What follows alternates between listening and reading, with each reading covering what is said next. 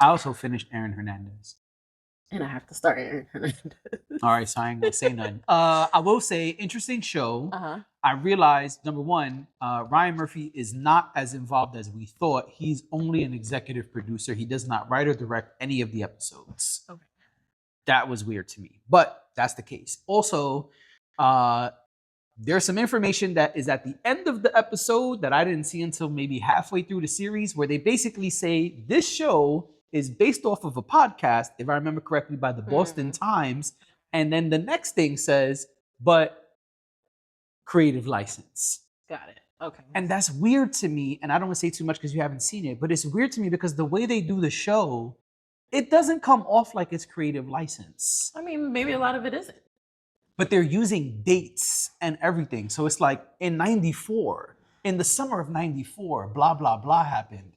And so it's kind of weird to me, and it makes me really question how much of this is real and how much of this is creative license. Because some of the things that are being said is like, but how do we know that if it was only those two people in the room? I always wonder about that when they reenact certain conversations and things like that. I always wonder how they. I think that those are the moments when they take creative license. Right? See, but like, that's the conversation happened, and this is the way you, based on someone's account of what happened, this is the way you interpreted it. I feel like that's what ends up happening a lot, and that's not. I don't want to say too much, but what's weird is the show constantly leans on CTE and him being gay.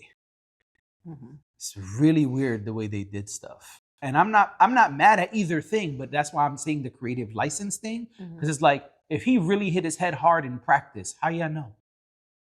It wasn't a nationally televised football game. It's practice. How you know?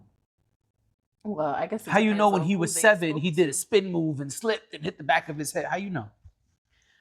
Well, I'm sure there were people that contributed to it, right? I don't know. That's always my guess, that there's people who contributed to the story, and I guess it would be worth it to go and watch one of the documentaries about.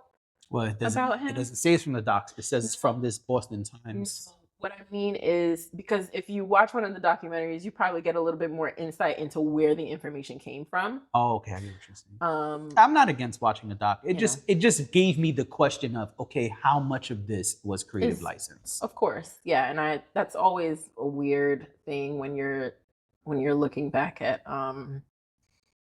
when you're watching something that's like based on somebody's life and somebody's traumas and things like that. It's like, and that's why the Menendez brothers was kind of mad, but that's a whole nother thing. Oh, because it's the same reenactment story kind of thing. Oh, well, even what was that show, The Girl from Plainville?